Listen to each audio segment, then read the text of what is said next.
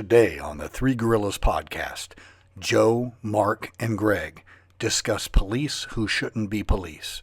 We're talking bad cops. You have found the Three Gorillas podcast. Listener discretion is advised.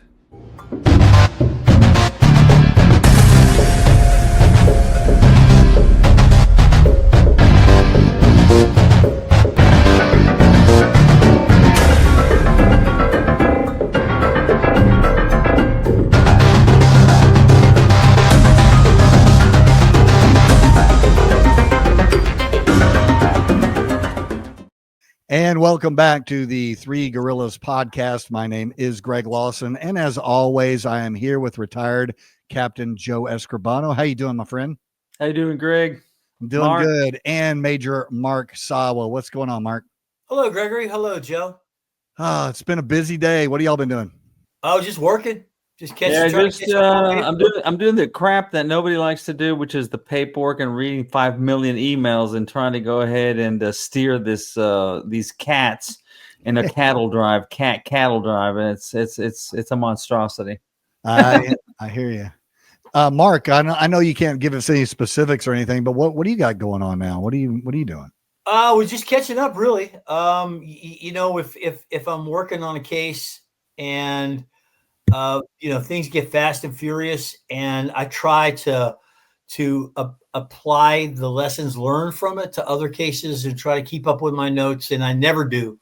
So what I'm doing now is just catching up and just trying to stay on top of the cases as well as my classes. I taught the judiciary conference up in Irvine the last 2 months, and that was a great experience. And so anyway, that again kind of pushes everything back. So now I'm just trying to catch up, basically.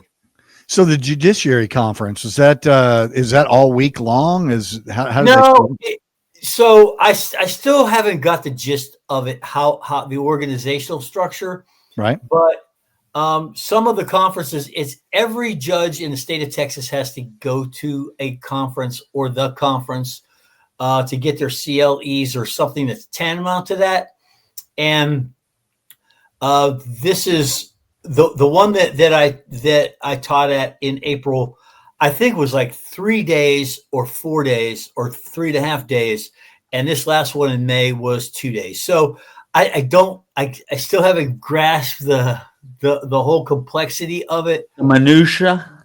So the big one is where all the judges will be, is coming here to Austin in September. So wow. That one I do know. That one is a 4-day conference. That's the biggie. So, but yeah. they have these different districts, different sections of the state of Texas, and they attend the conference. Nicest people on the face of the earth, the organizers, as well as the attendees. It was just a great experience.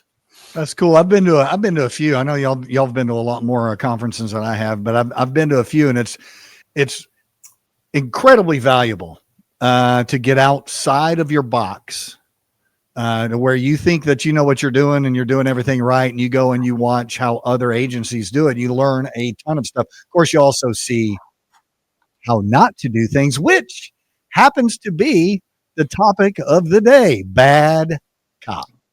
And bad stuff. And interesting, we're doing it right now. We're looking at what we're going to do the show about. We're looking at, I look up and I'm thinking, all right, let's see, taser stories, bad cops, the 35 killer, Pulga stories. We all worked at the flea market at one time or another, and it's just our favorite word, debauchery over there.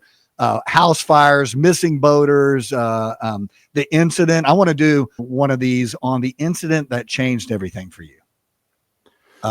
It could be that first incident that you went to and you went, wow, I thought law enforcement was this, and it is something different. Or you thought your path was a certain way, and this call, changed your thoughts. So we have this list, man. I got like 50 topics. Joe and I went over this stuff, and it's just never ending. But today we're going to kick off with one of my favorite topics, which is the thing that all good cops kind of shy away from, is talking about bad cops.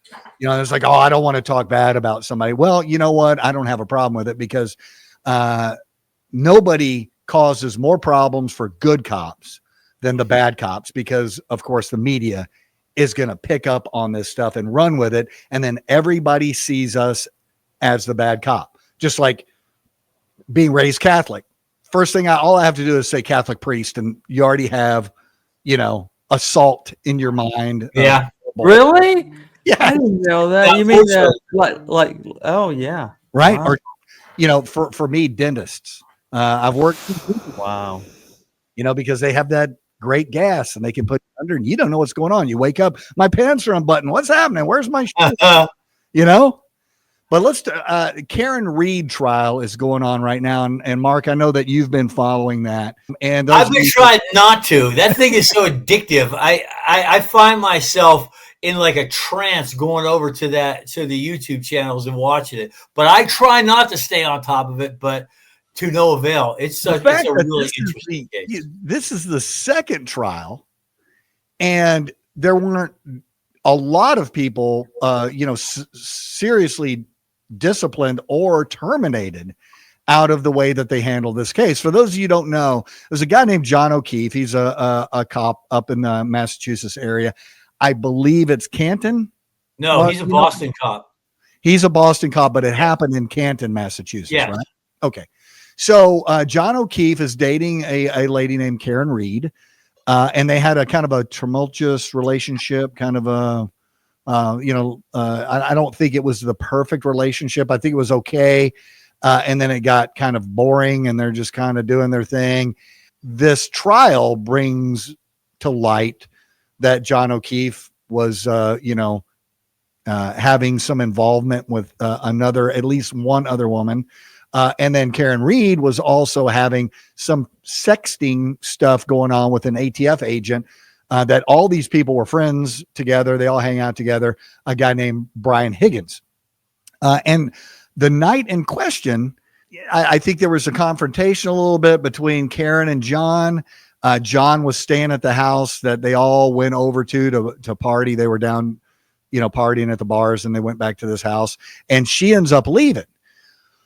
Well, the question is, the following morning, they find John O'Keefe in the front yard with some head injuries, and he is hypothermic, and he ends up dying.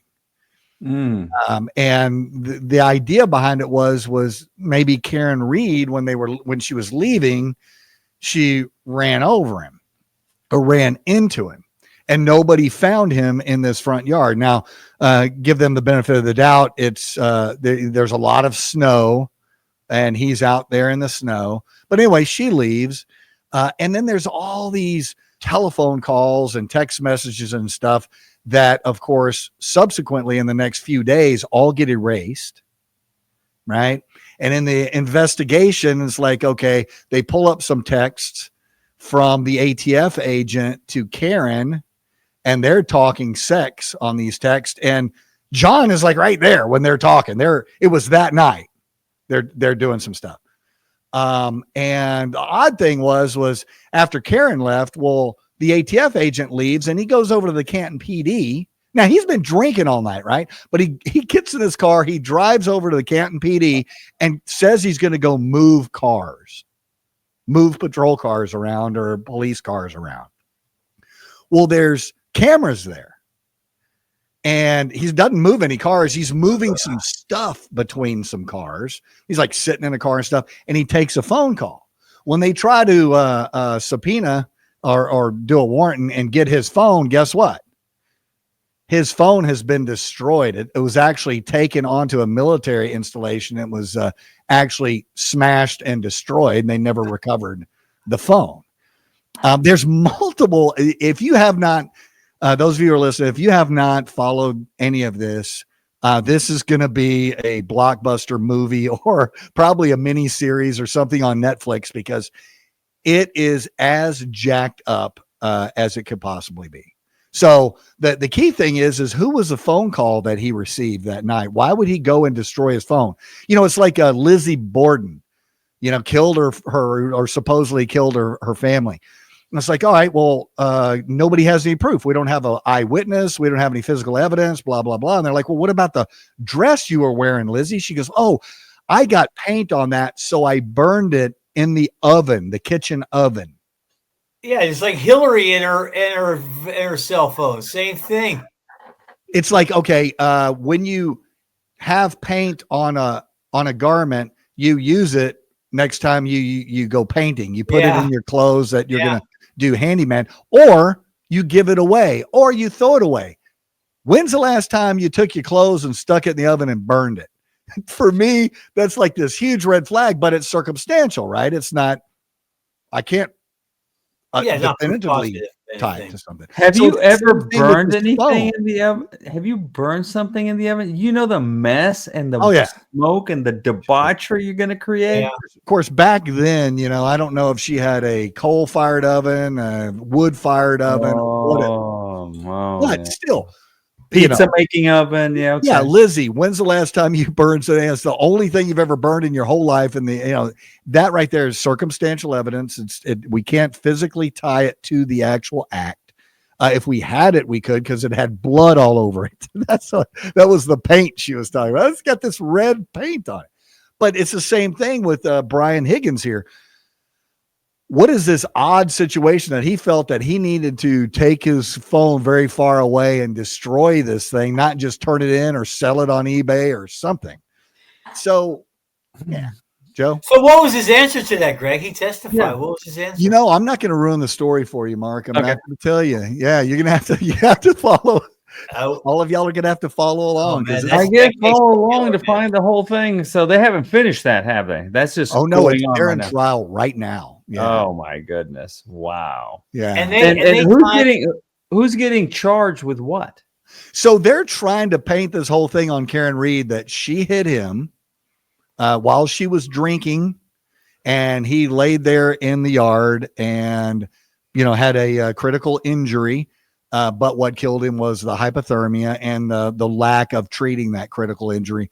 A good, probably, 10 hours later, something like that, 12 hours later, something. The interesting thing is, so there's all these cops inside this house, right? This is another thing. It's like, what the hell?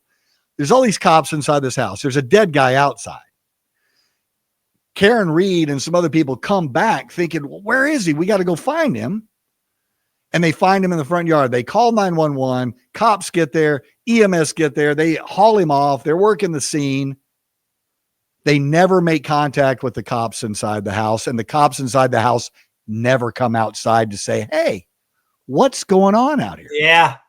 Wow. Right.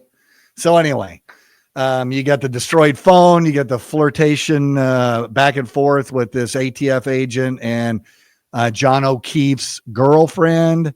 You got him going to the PD, doing this supposedly car shuffle, and then moves this stuff. And then you see him having a phone call, and to get rid of that phone, he takes it on a military base and gets destroyed. And it's just like, wow, how does it? And of course, the first trial, can't remember. I think it was a mistrial. Yeah, it was. And the detective that worked this thing ends up getting booted out of there. When he went over there to collect getting fired. That's another way of saying getting fired. When they went over there to collect evidence, there's still snow out there, so they brought leaf blowers to blow the snow off to find any evidence. And then the evidence that they found, they put it in red Solo cups. Submitted it. Yeah. So, man, this is a really, really great case on an example of maybe not bad cops, but just horribly inept cops. Just horrible, and manipulative for sure. Yeah. Do you know she testified in the first trial? I don't know. I don't know anything about it. I've been, like you said, when I saw it, I kept asking my wife, my behavior modification unit, Lynn, question, because she's really following this thing. And she finally quit answering. You need to watch. I'm like, oh no, I can't, I won't be able to stand it.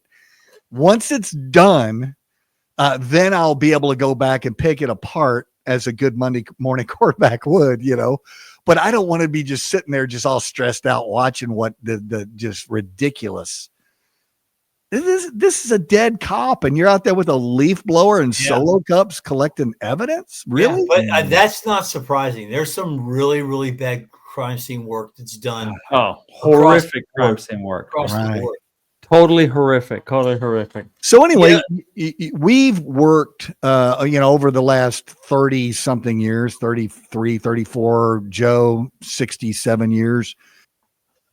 We have all worked, the last 30 plus years and lived through the Rodney King thing. We've lived through Ferguson. We've lived through all these pivotal changes in law enforcement.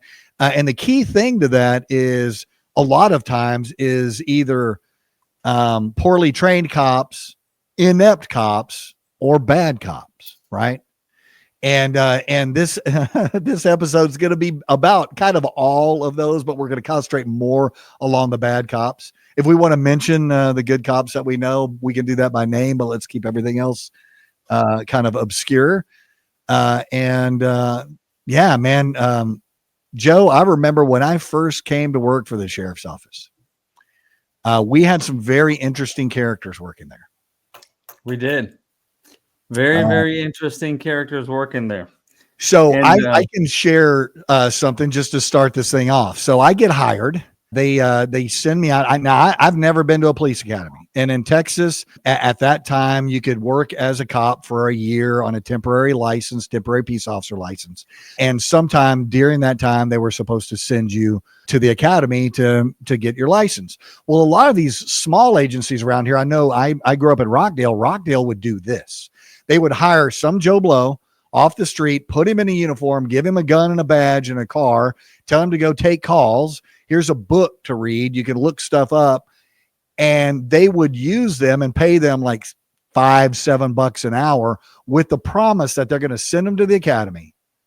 But they never would, because they would have to up their pay if they went to the academy. So they just ride them out for that year and then fire them. Jeez. Yeah. Nice. So Rockdale was just, rotating in and out of all these different cops. And there was, a sergeant, the chief, and maybe one other competent officer that's actually been to the academy.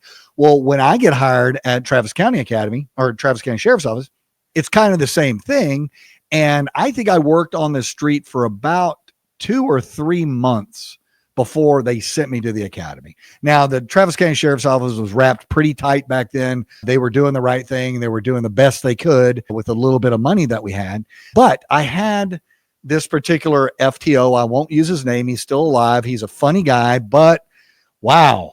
And so he was my FTO. And so I would show up in the morning. We were early unit. So we would show up at 6 o'clock in the morning, and we would get our keys and get our shotgun, get our flashlight, walk out to across the street to the parking garage of Stokes Building, get in a car, inspect it, and then head out to district. Well, I did that my first 3 days working, guys. 3 days.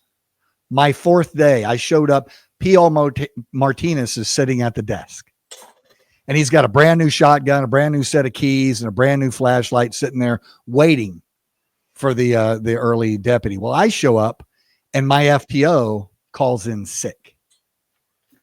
So P.O. just exhales like, oh, and he hands me this bent up set of keys, this beat up old flashlight, and an Ithaca shotgun that you could hear me walking down the street. It was so rattly.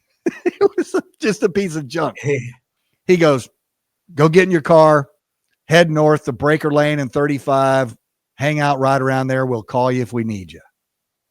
I did not know what burglary was. I didn't know what robbery was. I didn't know, punishments for theft. I knew nothing. Nothing. I get in this car and I go to the upper deck 35. I head north in Austin, head up toward Pflugerville. I get to Breaker Lane. I pull into the U-Totem. That's like a 7-Eleven, but it was called a U-Totem. And I parked in that parking lot, and I was terrified. I was 22 years old, no training, had no clue what I was doing, in a polyester uniform with guns, waiting for them to call me to a disturbance. And I was terrified. I sat there and I'm listening to the radio and everything's going fine and everything's cool. And it comes to 7:00. I'm like, all right, now other deputies are coming out there. The other 2 deputies were coming out to district. And a little car pulls up beside me and a guy gets out and he walks over and he taps on the window and it's my FTO. And I unlock the door. He gets in. He's been drinking apparently all night long and God, disturbance with his girlfriend. And he goes, go over here and drive the. So we go to a stop and go. He gets out. And back then, for those of you who don't know, before cell phones, we had these things called pay phones, and you put quarters in a pay phone. Might have been dimes at that point. And he calls his girlfriend, and he's having a family disturbance right on the hood of my car, right? And just screaming at his girlfriend. And then we get a call, and I'm like, I'm tapping on the window. I kind of honk. I'm like, hey, we got a call. So he hangs up and he gets in. And that's the way I worked my 4th day. That's crazy. On patrol. Yeah, he's in plain clothes. He's not in uniform. He's in plain clothes. I'm assuming he had a gun in his waistband or something, but he didn't have a gun. He's in plain clothes and he's trashed. Unbelievable, man. I thought I had some adventures in the FTO program, but that's got to beat I by a can't mile. top that. I can't top that. Yeah. Okay, well, thanks for trying out for the show, and see you guys later. Well, my story, the one the first one, I got 3 of them. But to go ahead and get everything straight, everybody understands that, there are bad cops, but that's the ones that they zero in on. For the majority of the cops that I've worked with are all, they have good intentions. They're all good. Do they mess up every once in a while? Yeah, they do. But, nothing to go ahead and, write home about. But I had one as a supervisor that was the one that took the initial one that took the cake. And he's one of those that, I get a call. And, I get a call from, of all people, internal affairs. When you get a call from internal affairs, you are just in your optimus it's prime time. And they said, hey, we got a deal here that, one of your motor officers said that, somebody went ahead and was at his mom's house and stole his mom's wedding ring, like 4-carat or something. It's just ungodly. Okay, no big deal. So then they proceed to tell me, but it's your sergeant, Joe. And I'm going like, what? He stole one of his troops' mom's wedding ring. Okay. And I'm just going like, and at the time we had a motor unit, these guys were motor units. And I'm just going like, this is the story. Okay. I bring him in and I go like, hey, we have this allegation. What happened? This is the story that he tells me. Okay. This is the story he tells me. But first, let's go to the troop first. Troop says, hey, I bring the sergeant over for Thanksgiving or Memorial Weekend, whatever. And we go to my mom's house and we're sitting there and she made us dinner, blah, blah, blah, blah, blah, blah. And we're on motors, Harley Davidsons. And so he excuses himself because he needs to go to the bathroom and wash his hands, whatever. No big deal. Comes back, they eat dinner, blah, blah, blah, and they leave. Shortly after that, about an hour or so into it, he gets a call from his mom. Says, hey, my wedding ring that I left in the bathroom is gone. Of course, the troop is indignant, going like, okay, so it's gone. Okay, so look inside the tub, whatever. Could it be that your sergeant went ahead and he goes, Mom, are you serious? And so he gets like all defensive because, that's his sergeant. There's no way this is going to happen, right? All right. So then he goes home that night, whatever, and then he gets a call that night from his sergeant. Yeah, I found this diamond ring and I need to get it back to you, blah, blah, blah, blah. And he's going like, now he's taken back. He's going like, you need the ring, my mom's ring? Yeah, I was washing my hands and I got water all over the counter. Okay. So I get a towel and I wipe it and inadvertently that ring falls on my keepers in my belt. Okay. where I have my, my two magazines, and it fall between the deal right there, and it sticks there. I don't know it does. I finished doing my hands, and then we leave. Okay. So then they ride a Harley Davidson. What are Harley Davidsons known for? Now, I know a lot of people out there are going to go like, oh, they vibrate. Yeah. Bing, bing, bing, bing, bing. They do. You're sitting there like pretty much a maraca, a Mexican maraca as you're going down the road on a Harley Davidson. So how is it possible? So then again, the complaint comes because he's not buying this. Okay. So then I bring the sergeant in and I start to talking to him. Same story. I said, so please explain to me, because I'm sitting there watching him, and he explains, shows me on his belt where it fell. And then when I got home, I start taking my stuff and I see it, and then I panic and I'm going, oh, what do I do? But then I said, you need to do the right thing and call him, explain that that's what happened. Not for a moment did I believe that's not, there's no way. There is absolutely no way. I went in, we went. Internal affairs comes, everything else. He winds up, they let him resign. They allowed this guy to resign. And that followed him. The rest of that, he became a gypsy cop. From bad department to worst department, the thievery continued. From his timesheet to another department. So you see what I'm saying? The officer's mom did not want to sign a complaint against him. Like most people, they're not going to go to file a cop. She should have. I would have done it for her, because, do you believe that, Mark? This diamond ring fall, that's one, I've heard a lot of stupid, but that one took the cake for me. He realized he couldn't, he couldn't back out of that. He realized that everything was pointing at him. And he was just seriously in a total and complete panic, because if anybody would have given that a second thought, they would have realized no one was going to believe that story.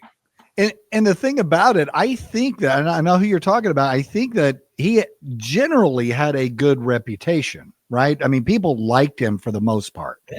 He was personable. He was in great shape. He was a good looking guy. He was, had some smarts that, there was something there, Well, let me tell you another one about the same dude.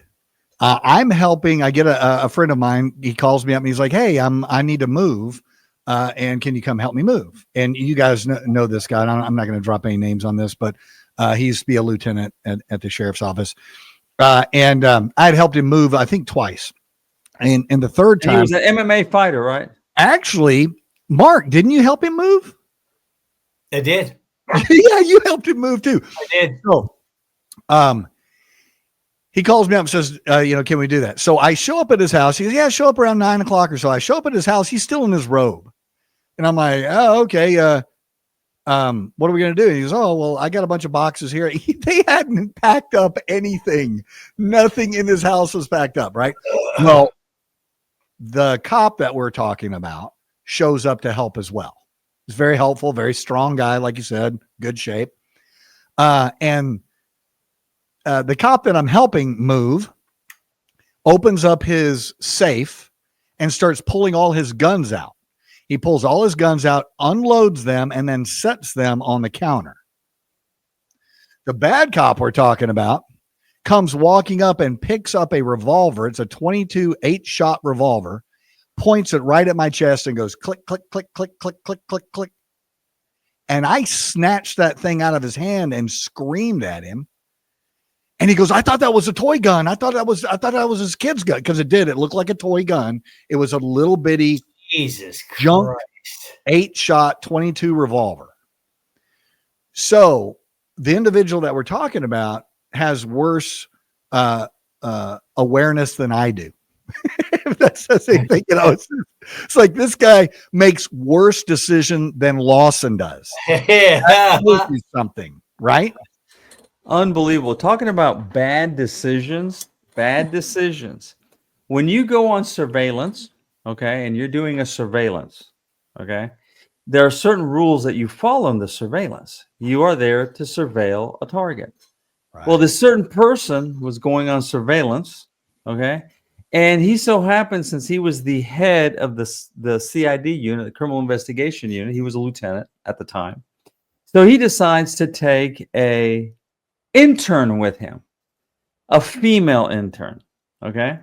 And of course, he's using the undercover Corvette.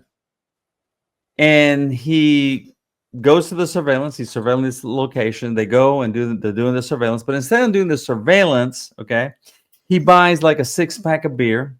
They go in there to that place, and then, you know, what happens next, one thing leads to the other, and then they have a jam fest, and not a surveillance fest, but engaging in sexual intercourse. So long story short, it comes out that this happened. Of course, he gets fired. But the worst part of all, this is the worst part of all, when the internal affairs people come to me and said, hey, you got to hear this. I said, no, I really don't. But they tell me anyways. He says, dude, she was sitting there, told us, we interviewed her, and she says, yeah, we went over there. And he was like a 1-second man, actually a 5-second man. You know what I mean? So now you got fired.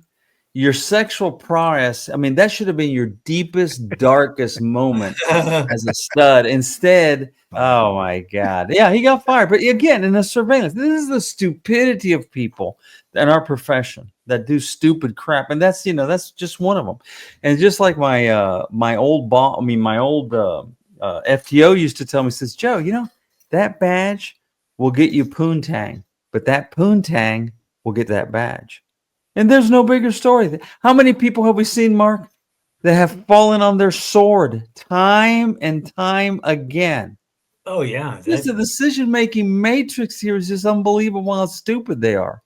But right now you're seeing it even worse, because the hiring standards are dropping, you know, like the stock market, and these guys, you know, the responsibility and the authority the police have out on their own, you know, you have to be very, very disciplined in this job, as you both well know.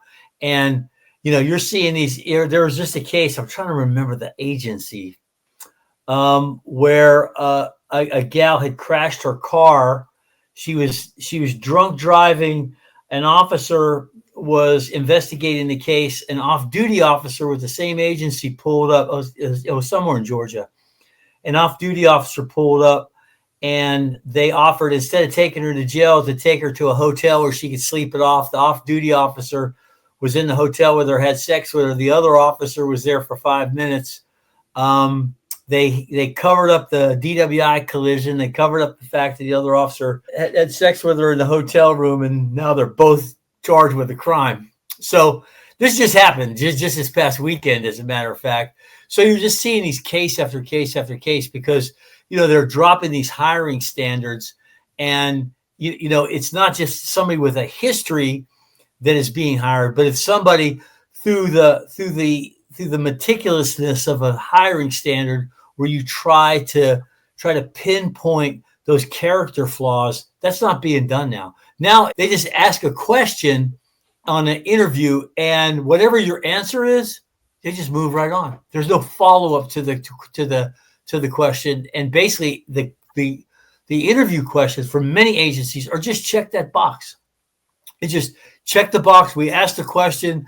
The guy, the candidate answered the question. They could at least form a sentence in order to answer the question, and they're hired, you know, on to the next step. It's super frustrating. And yeah, I mean, even like Mark, when you and I got hired, my board was tough, but some of the guys that I worked with, I was working with this guy.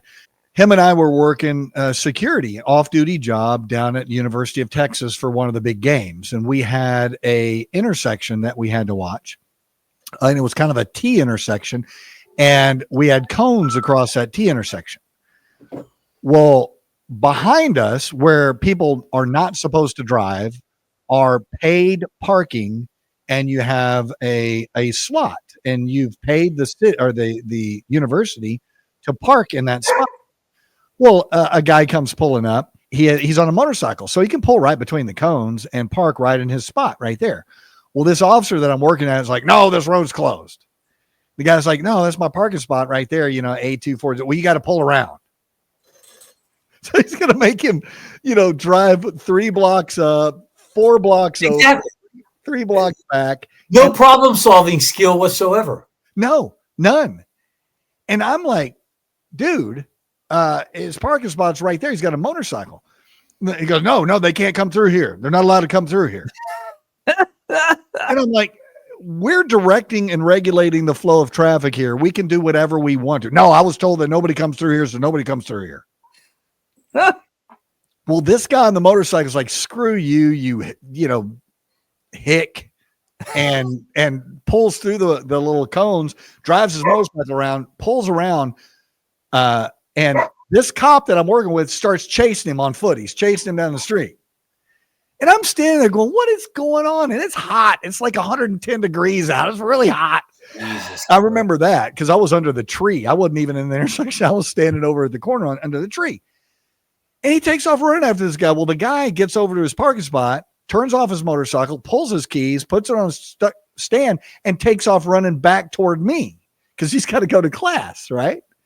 Well, this cop is running back. You know, he's like, I don't know, 30 feet behind this guy. Stop.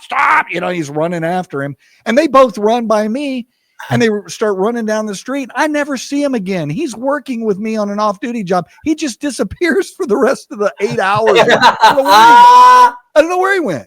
I know he never caught the guy, but yeah, he just disappeared off the survey or off the traffic control thing. But it's what you said, Mark. It's like, okay, I get a set of instructions that I'm supposed to do here, but I also need problem solving skills on how I'm going to do it. How's the smartest way, the easiest way to get this done and make sure everybody's safe, no crime happens, and we're good. But you got those dudes, man. Yeah, and you know, I mean, I had to apply that almost every single shift. You know, that you're dealing with people where you constantly step away from procedure. You constantly step away from it because when you're working with human beings, particularly human beings in crisis, it demands it. I mean, you cannot possibly follow the rules to the letter, call in and call out. It's just absolutely impossible. You constantly have to step away from those rules. I mean, how many times have you ever pulled somebody over and here's a female driving the vehicle? There's 2 or 3 kids in the car and the dispatcher felt that they were really going to do a yeoman's job. And they go, oh, and 214, by the way, that if that driver is, you know, Miss Jones, she's 1099 out of county court for a theft by check, you know, and the law demands in the state of Texas demands that you make that warrant arrest, or failure to do so is a contempt of the court that issued that warrant. If you willfully or wantonly either fail by neglect or willfully and wantonly fail to make that arrest, you've broken the law. How many times have you gone, ma'am, you have a warrant for your arrest. Go. Get out of here. Get out of here. Yeah.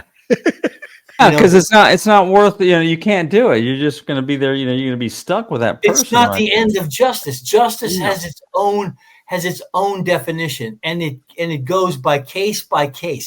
So consequently, that's what you're there for. You're there for the mission of the sheriff's office and the end of justice. And that often, I shouldn't say oftentimes, but sometimes is not the law, and it is not the enforcing of that law. And you know what? You call dispatch and you go, hey, don't do that to me. Don't ever do that again. And then they get really mad, and now you're the jerk. Yeah. All the dispatchers are talking about. And it's like, well, I can't win, man. Just I know you were trying to help me out, and I appreciate it, but not, yeah. And you know what? The other but thing if you ever went to dispatch, there was a picture of Joe in dispatch, and they had a line through it. If there was ever public enemy number one for the decades of dispatch, it was that's Joe not true, man. You're quit hosing me down. But let me tell you something. You know what? The other thing that people do in police work is talking on the radio. just to follow up what I said earlier, I would call dispatch. I'd be on an extra job or whatever, and I would call a dispatch. You go, hey, how's it going tonight? And the dispatcher, the seething hatred in their voice, and they would say, "How's it going tonight?" 2 words, Joe Escribano. Do I have to say anything else? Joe Escribano's on duty. Do I have to say anything? What? Didn't do anything. The funny thing, the great thing is, I mean, it's bad because it loses money for the agency, but it's always funny as long as no one gets hurt, are the wrecks that cops get in. The stuff that goes on. I tell you what, Lawrence Salas was running to a robbery in progress with a brand new car. It had like 120 miles on it or something. And he ended up running it off the road through a concrete culvert. Concrete down, concrete. Yeah. Oh, yeah.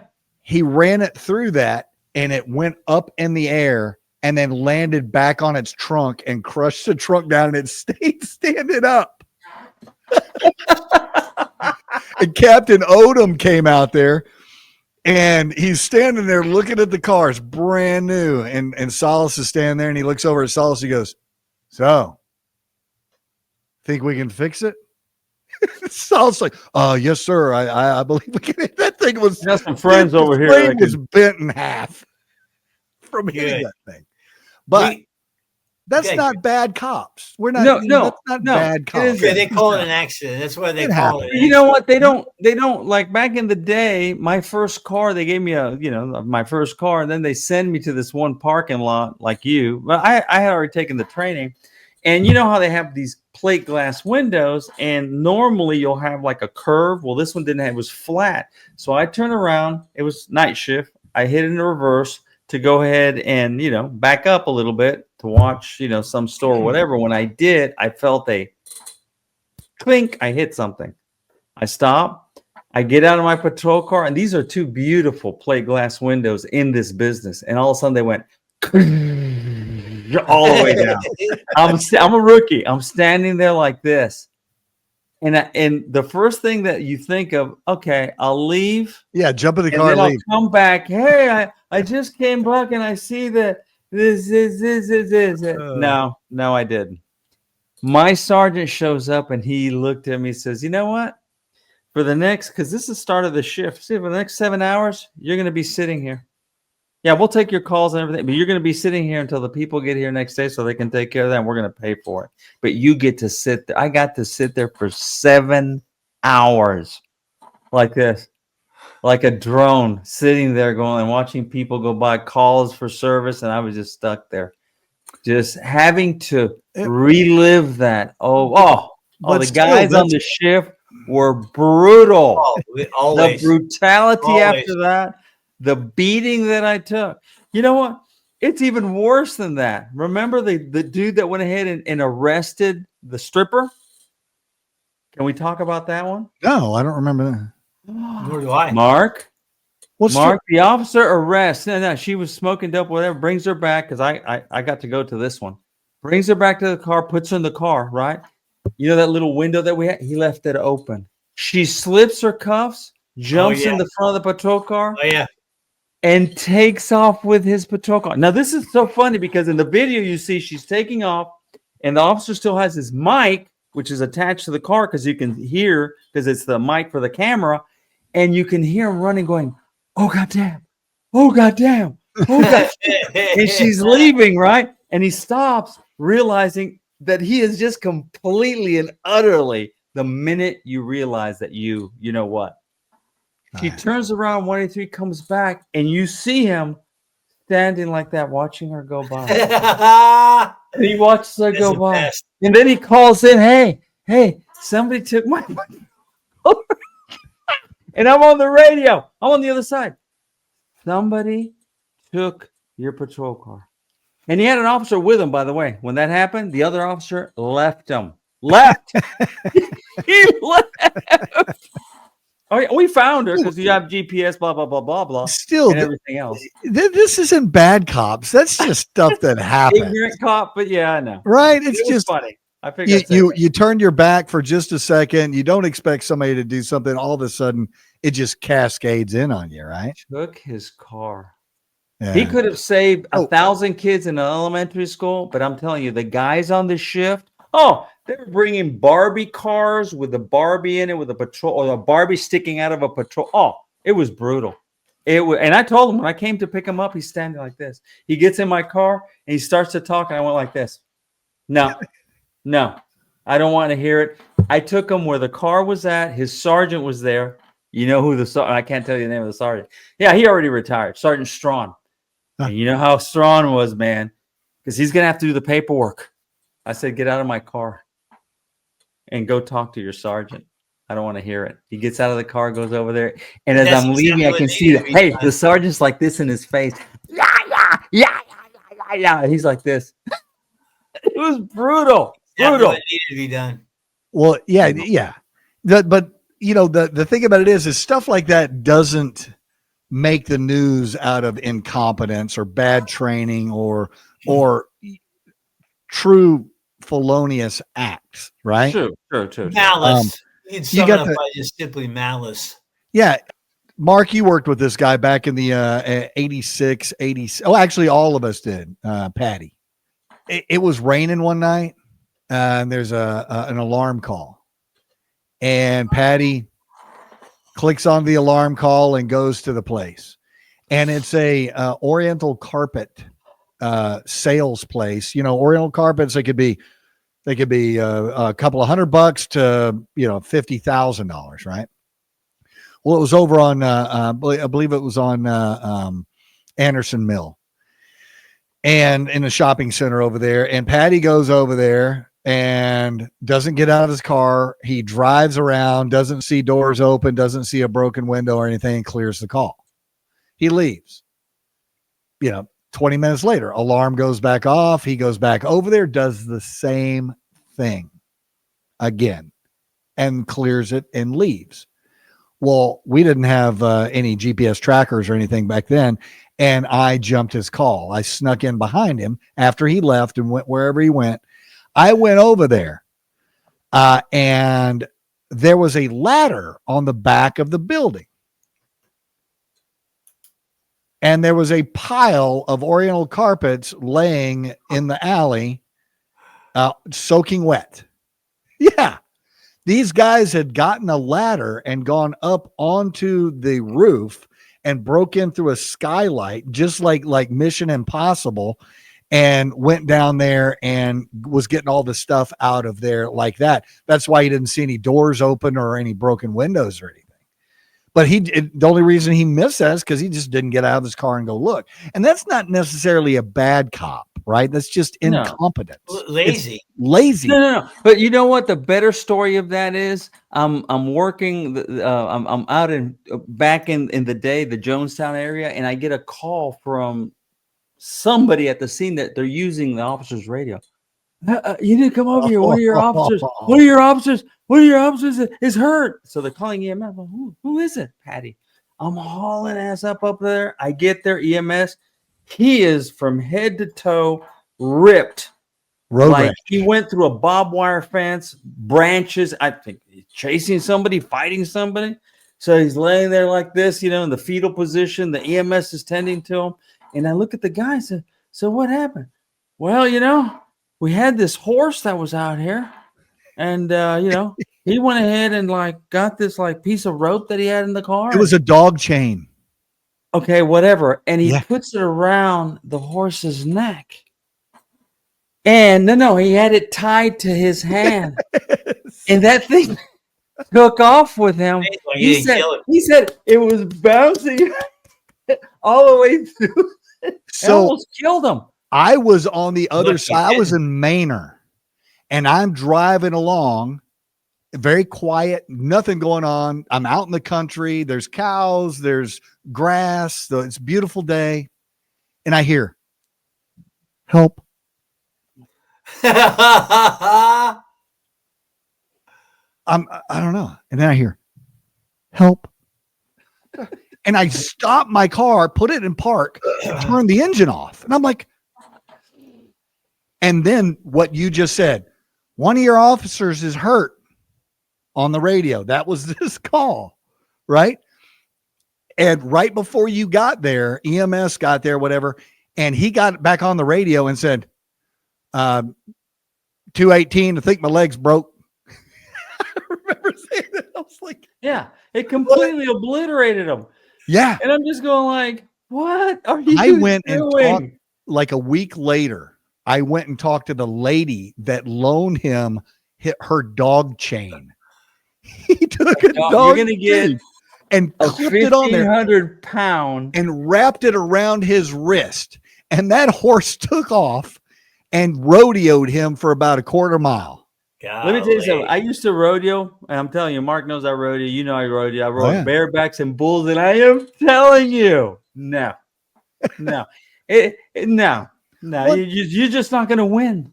Once again, that's not bad cop. I know, He wasn't I know, bad but it was cop. funny. He just, I had anecdotal funny stuff in there too. yeah. Mark, what is your like bad cop thing? Like you experienced firsthand.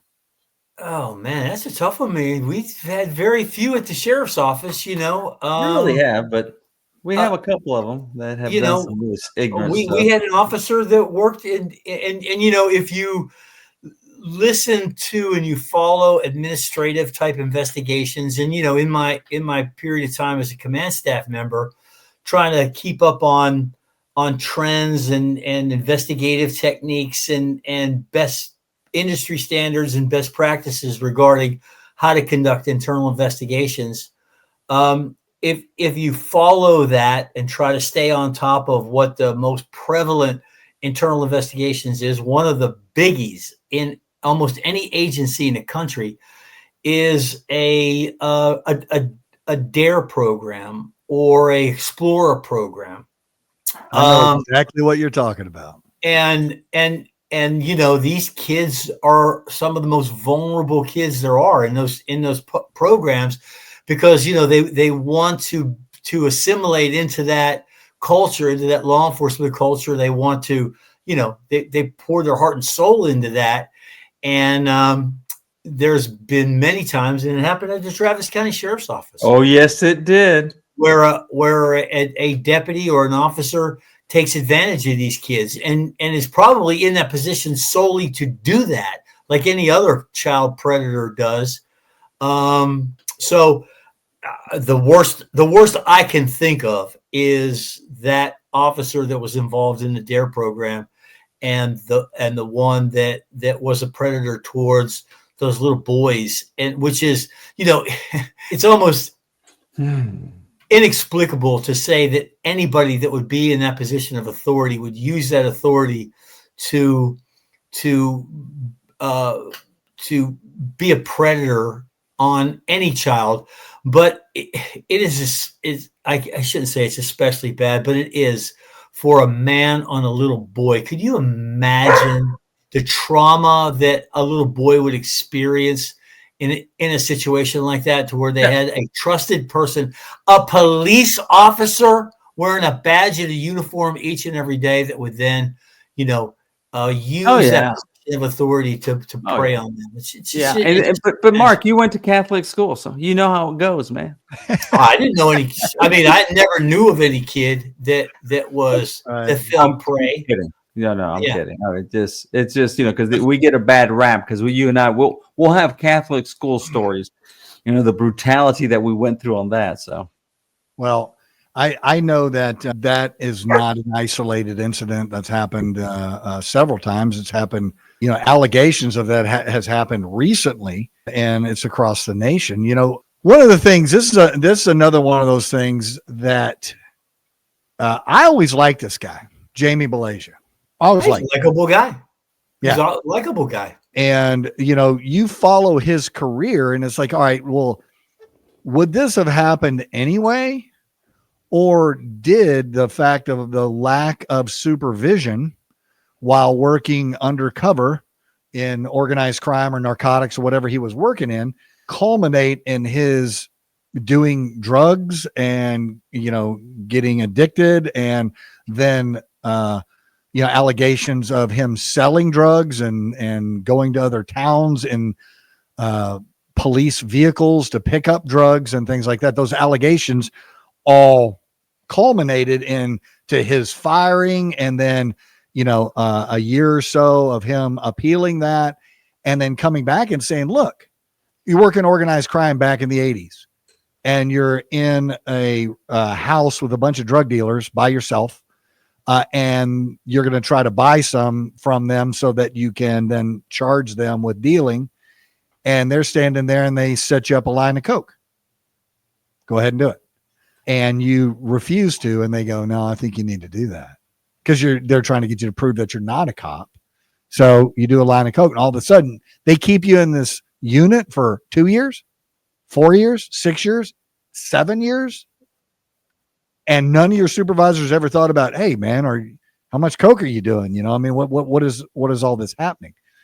Those of you who don't know his story, he ends up getting fired, and then ends up getting his job back and getting back pay because of the lack of supervision in this particular instance. And Mark, you might know other things that were involved in that, but he got it back, and he ends up going to law school and becoming an attorney. And he's the DWI guy. I can't remember what his mantra was when he came back. He was the DWI dude. DWI dude.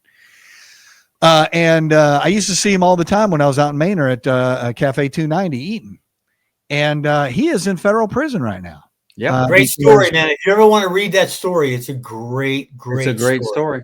And you need to culminate, or you need to wrap in all the rest of that stuff, because he might not be in federal prison today had he had a decent supervisor that was paying attention to what he was doing. Well, undercover's that way, though, Greg. Yep. You know that they get rookie officers, put them in a situation there. You have to monitor them. Mark, you have to monitor, especially narcotics. In our narcotics unit, again, when I was over it, we would go ahead and, you had to pee in the bottle. And it was a constant thing. And a couple of times, you know how it goes. Like in Travis County, you are involved in a wreck, you have to pee in the bottle. And we got an officer that way. He came back dirty for, marijuana, THC in his system. And, he said, oh, well, I was eating some cookies. Somebody gave me some cookies, I didn't inhale. I'm going like, yeah, no, not the volume that THC that you had in your system. That cookies didn't do that to you. You've been doing this quite a bit, and he was gone. So again, but Mark, you're right. It's a lack of overall supervision. It's a lack of integrity. And the people that we're hiring, again, you are right. Back in the day when you were hired, they checked your background, they checked your neighbors, they checked even your credit, because that's the indicator. If you can't pay your bills and you owe everybody, you have 15 bankruptcies, you're making poor decisions. You are a poor decision maker. Now, if you want to rebuild that, go 3 or 4 years responsibly, and then we hire you. Okay. But a lot of times they would drop you just for that. Back in the day, of course, we had 3,000 applicants. Go now and see how many applicants we have. And a problem that happens in narcotics is the same problem that happens in SWAT. It's the same problem that happens in those offline units that have that kind of level of prestige, if you will.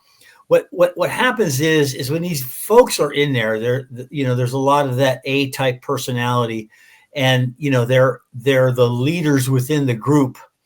And what happens is it when supervisors come into that group, many of those supervisors weren't narcotics officers, or they weren't SWAT officers. So they're trying to assimilate into a very well established and defined group. And what happens is a very well established and defined group that has some really enhanced leadership capabilities. And again, they're I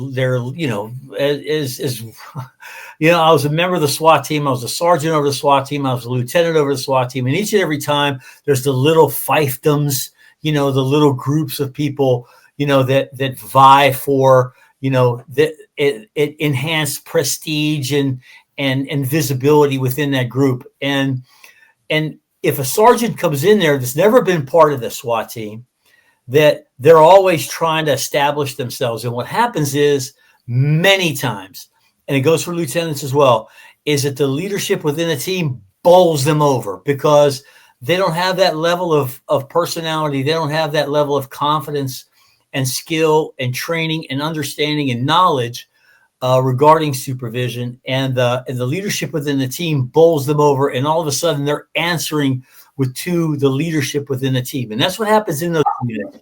And where people would otherwise have a good footing in leadership, they don't in those specialized teams, because the very powerful leaders within that team kind of bowl them over. So that's why it's really, you need an enhanced level of leadership personally, but also training within there to understand the dynamics of leadership within that team, the so-called group dynamics within that team. So you won't get bowled over by those individuals within that team that are constantly seeking to run that team. And it takes a lot to stay on top of that leadership in those units, for sure. For rural counties and small agencies where it's just one officer who he is wearing many hats, right? He's not just, he's having to take care of a lot of stuff by himself. And I've had to deal with that in supervision on deputies that take it upon themselves to do extra things. Like, well, we don't need to get a search warrant on this. I arrested the guy. I'll go ahead and search his house. It's like, yeah, searching his house. I arrest him in his house. What are you, impounding his house? I don't think you're going to get the next rotation wrecker to come haul his house off. You do that with a car. I'm like, yeah, it's different, my friend. And how confusing can that be? I've had to deal with a couple of different officers, and something that you said, Joe, series of things that happen that give little red flags that maybe this guy doesn't make the best decision. Usually when I made poor decisions, it was because I thought it was funny, and I would and push through them. And if I get a day off, that'll be a good story, right?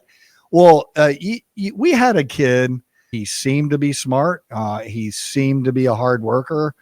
He was in great shape. He was a MMA guy, and he just couldn't follow instructions, man. And he would, you're issued a hat, and he would wear his own hat. It was a black hat, just like ours. It just didn't have a badge on it, and it had, Under Armour on it, or something else on it. It's like, hey, that's an unauthorized hat, dude. Don't wear that. Well, yeah, okay, all right. And then the next night he'd have it on because he knew that we weren't watching him 24/7. Well, and one thing leads to another, and they get an internal affairs complaint on him because somebody complained on him on a traffic stop, and they check his traffic stop. Well, he gets out of his car. He makes the traffic stop. It's a good traffic stop. He turns his camera off. And then he does whatever he does, and then his camera comes back on his next traffic stop, and he turns it off. It's like, what's going on? How many stops has he made? So you look at his history. He made 220 stops in the last year or something. He made a lot. He was running traffic.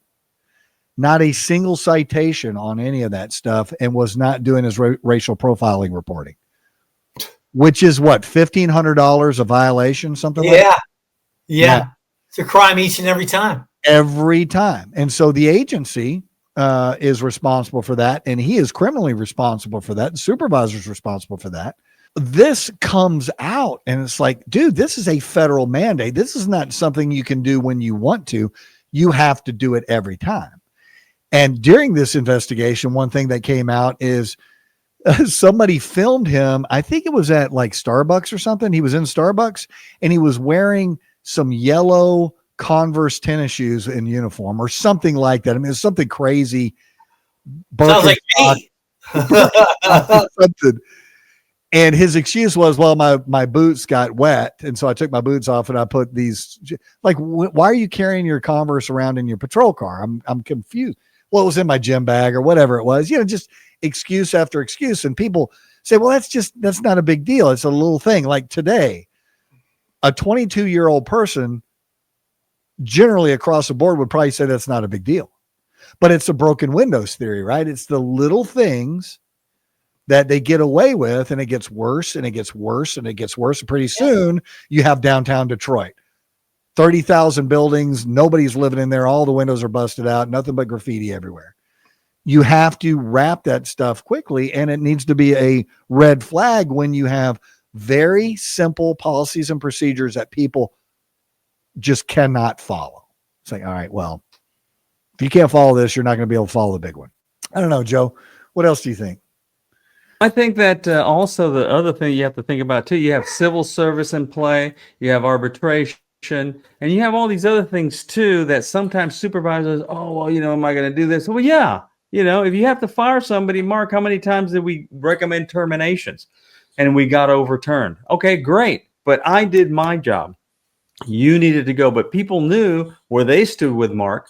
People knew where they stood with me. People know where they stand with you. Oh, I know where I stood with Mark for sure. Yeah. I'm doing a good job. I'm working hard. I'm out there taking my calls, making traffic stops. And I pull up on this road and I'm like, oh, I'm going to turn around. So I back off of the road to turn around, and I'm 6 inches off the road and my tires just sink in the mud. Zzz, zzz. I get a jack out. I get pry bars out. I'm trying to get this thing back on the road and I can't do it. So what do? There's a lady standing in her yard and I said, can I borrow your phone, ma'am? Sure. So I called dispatch. Because I don't want to get out on the radio. I'm going to call dispatch and have them send me a record because, who answers the phone? The embarrassment, yeah. Who answers the phone? Mark. Lieutenant Mark frickin' Sawa. Oh, yeah, what do you dispatch, what do you want? I'm like, can I talk to one dispatch? He's like, Lawson, what do you want? I'm like, just gonna see if I could get a record of my location. Go ahead and hold me out of service for a minute. I'm stuck. Is, oh, well, how come you didn't call on the radio? I'm like, well, he goes, oh, you're just trying to cover. No, that's no problem. Yeah, I'll get you a record. No problem. Right. So good. All right, cool. Go back over to my car. 10 minutes later, Mark Sawa keys up on the radio. Unit 216, your wrecker is en route for your patrol unit that you got stuck in the ditch in the mud and wouldn't call the radio and called the Yeah. Nice. General announcement. This is a general announcement. That hurt. It wasn't general announcement. General broadcast. No, general broadcast. Hey, that was too easy. You went ahead. That was way too. But Mark, what were you doing in dispatch anyway? Been out doing like your job or something. Yeah, well, that's when dispatch was our job too. Remember we used to have to sit there all night long and listen to them in the background, and they were sitting there. They would be talking. That's when dispatchers answered to us. Bad cops. They would be venomously back there, eviscerating each other, and you're sitting here just trying to please just stop. All right. And then the previous shift would leave you all these reports, and you're looking through them. And one of the bigger signs too that you look at reports, because I used to read all the reports like you, Mark. Remember we had to read the damn reports. Well, after we came with electronic, they would just come and look at them.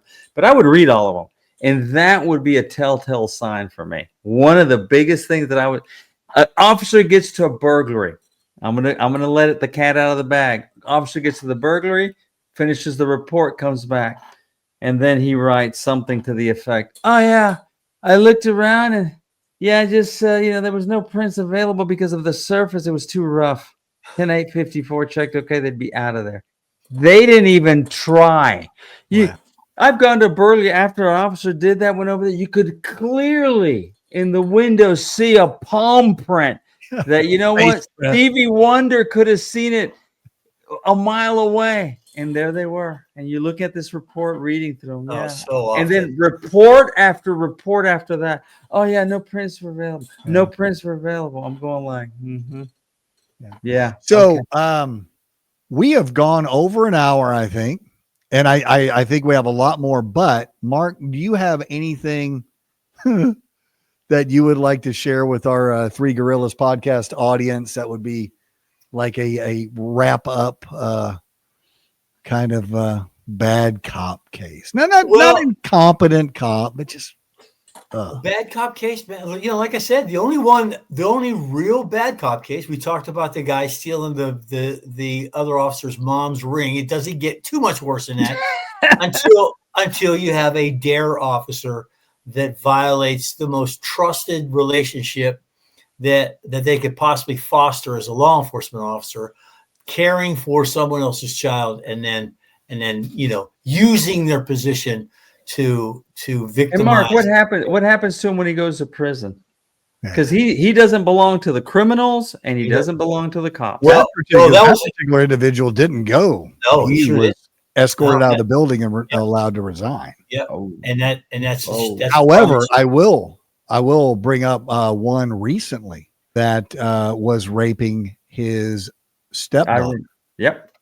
I remember that one. And when she, made the report on him, they hooked him up. He got out on bond.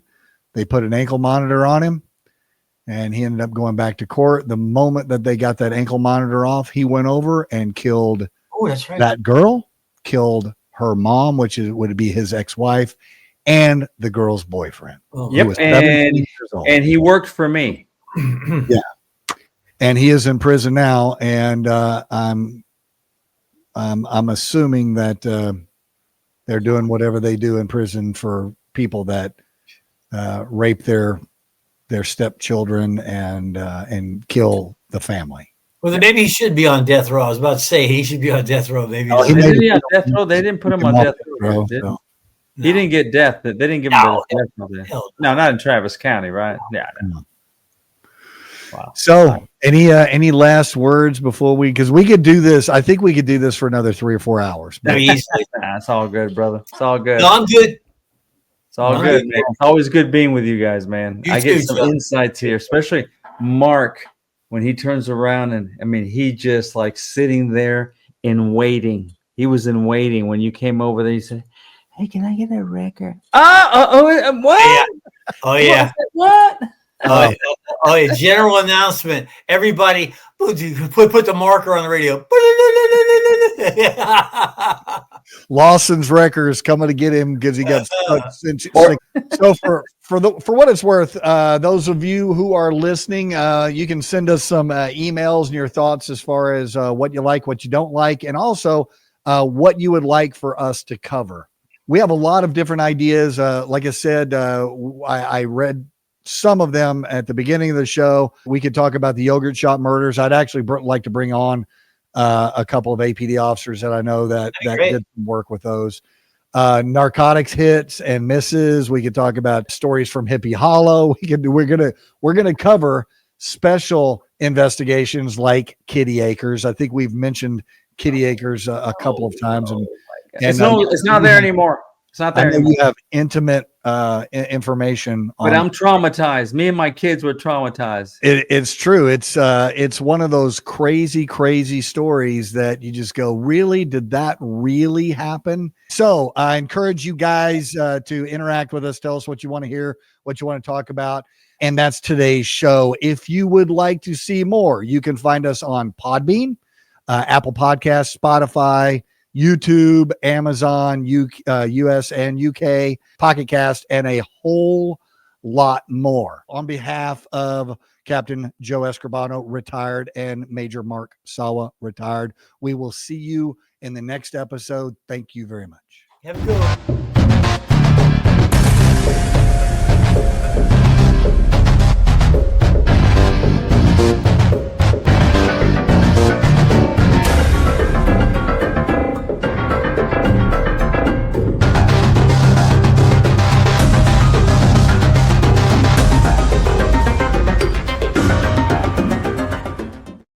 The Three Gorillas Podcast is a zombie advocacy production.